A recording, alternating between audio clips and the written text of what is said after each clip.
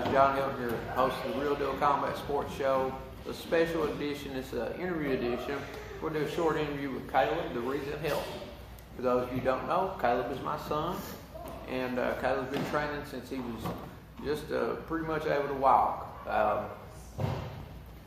Caleb, can you remember when we used to play soccer? Okay, so you've always got to make your kids interested in things in weird ways. Sometimes it's weird. So with Caleb, I would put him in a mount on top of me, and he knew that Sakuraba liked to hit people in the side of the head, and I'd just say Sakuraba, and he'd pow, he'd hit me in the side of the head. He'd hit me hard sometimes he'd knock me out. But I didn't care, because I knew he was learning combat. Caleb, do you remember the first time you ever competed? Can you remember that? Yeah. What did you feel that day? Were you afraid? Yeah, it was a tough match. I went up against a yellow belt, I think. Yeah, he was a yellow belt, and he was a lot bigger. And Caleb was a white belt. He was 4 years old. West Virginia State Games, which is a big draw, a big tournament. So, you know, the kids are always tough, and Caleb fought a 7-year-old yellow belt. For those of you who don't know, a yellow belt in Brazilian Jiu-Jitsu takes a few years to obtain, so we know the kid had been training a while. So Caleb weathered the storm. They went, I think, 2 times. First time he submitted Caleb pretty easy, but the second match, Caleb realized he had to fight. There was nothing I could do, nothing anybody else could do. It was up to him, and I think that's a beautiful thing about Jiu-Jitsu, especially for kids in tournament play. They realize real quick it's them. It's up to them. Mom and Dad can't do anything to help. It's up to them, and they forge and develop this ability to think and act themselves. I think that would be an accurate way to put it. So the match ended. You know, Caleb actually ended up on top, and when the match was over, Caleb didn't know it was over. He said, "I got side control, and I'm not letting go." And I had to come over and kind of pull him off. So when I saw that, I said, you know, we've got something I think we can work with here. And we've hit some tournaments up. We've had some good luck, and we've hit Naga a few times. Lost 1-1. Yeah, lost 1-1-1. You know, Caleb's a pretty good sized kid, so he usually has to go against pretty big boys. First time we went, he won gold against a kid that was huge in gi and no gi. The second time he entered the expert division against a kid about his same size, but had been training a long time, and unfortunately lost. But we picked up some other good wins. Submission challenge here that we held. He won the advanced gi and no gi, and we hit the one Jamal does, Lexington Taekwondo and Jiu-Jitsu, their tournament. We hit it twice and brought home gold both times. We hit Adam's tournament down in Georgetown and brought home gold. The judo tournament was big. I thought that was probably the biggest accomplishment we've done. You know, Caleb was pretty well versed in judo and jiu-jitsu, and he was able to pull out a national championship in. I really like that one. It was tough. It was a hard tournament. The rule sets are really weird. But he won a national championship in USA TKJ judo, jiu-jitsu style grappling against a kid who was 10 years old and outweighed him probably 20 pounds, I'd say. Yeah, that was a big deal. That's just his competitive accomplishments. I mean, you know, the competitive accomplishments really, to me, it doesn't really mean a lot. I mean, of course, we want to win, but what the kids do on the mat every night in training, the process of developing skill, to me, is the most rewarding aspect of teaching and seeing that development. And Caleb, I think, you know, before we took summer break, we'd already planned on doing the Smoky Mountain Open in Knoxville. That's when we did the full NASCAR race. Had to pull gold out in that one too, no gi and gi. But we kind of made a pact that we were going to do that one, and we were going to take the summer off. We weren't going to do any of the tournaments. And there's a lot of tournaments in the summer. But we said we're going to focus on what? Training.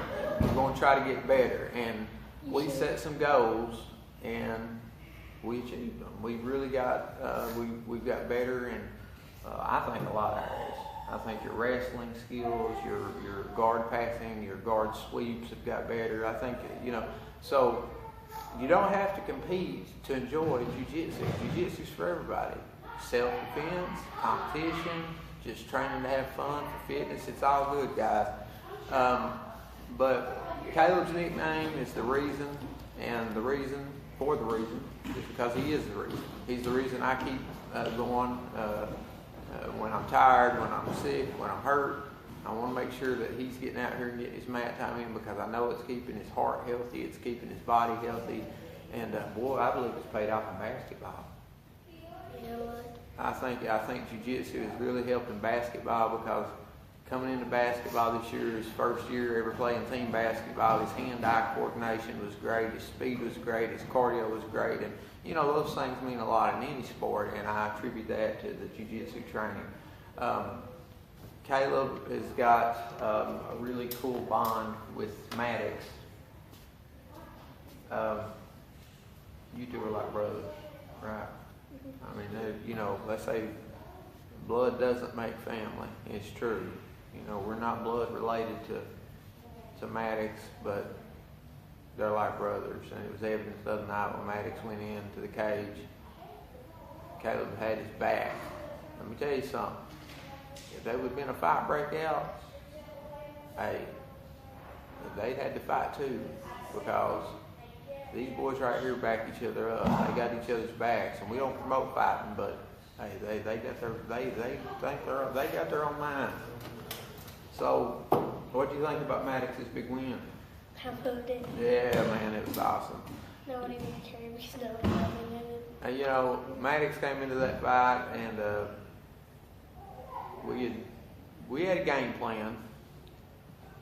We try to send people in the cage with some sort of idea of what they need to do, and we thought it'd be best for Maddox to play more of an upper body style takedown game, because this kid had a really good guillotine, as evidenced by his last performance when he guillotined the big old boy, and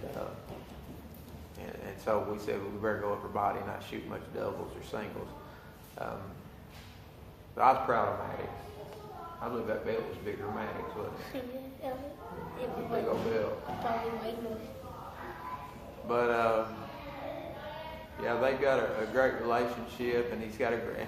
We feel we got a great relationship with all the kids that we compete with, like Georgetown kids, like Jaden, and all those kids from down there. After the tournament's over, the kids always huddle up, take pictures together, and smile, and it's a beautiful part of life. There's a lot of things in life. There's violence, and there's a lot of bad things that go on out here. But the beautiful thing, the beautiful aspect of jiu-jitsu is that kids can get out there and they can wrestle around with each other, and they're friends afterwards.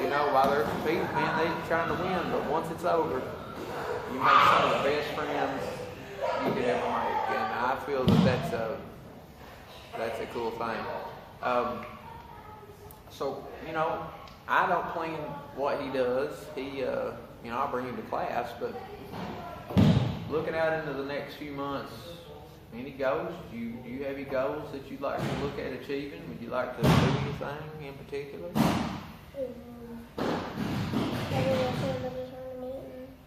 Like to do another tournament? Yeah. So, I think, coming up probably February, something like that. February, March, usually tournaments sort of get rolling again. And there's usually some throughout the winter, but we'll see kind of what's coming up. Stay tuned, man. I mean, it's Maddox, Caleb, and all the kids around Kentucky, the little kids. We got little kids, 4 or 5 years old, that are getting in the tournament game, and that's real exciting. But the 7, 8, 9-year-old kids that are really getting in on it, man, I could spit out about 12 right now just off the top of my head that are going to be absolute beasts when they get older. Brody, Kai, God, Kai's tough. Brody, Kai, the kid you grappled at Naga, the one that beat you, he's on another level. Maddox, of course, Jacob Brown. Man, Jacob Brown, he's up in his probably teenage years now, I guess. And you watch out for Jacob Brown, trains at Art of Jiu-Jitsu under the Mendez Brothers, really famous academy. We're friends with them on Facebook. They were actually kind enough to send Maddox a gi that Jacob wore in the Pan Ams. That was so cool of them. You know, that's the jiu-jitsu world, folks. That's the beauty. That's why we do it. It's the fellowship, the friendship, and all that. So, you know, we're gonna wrap this up, but little man here is always training, always ready, and always ready to support his training partners. Top Fight Academy strong. 10-second bell. Anything you want to add? Well, we'll see you guys out there. Hope you tune in and see these videos. We're really trying hard with this show to bring in some interviews and expose, especially Eastern Kentucky, to what's going on down there with combat sports. It's a beautiful thing. The Real Deal Combat Sports Show, truth, lies, and everything in between. The absolute worldwide leader in nothing.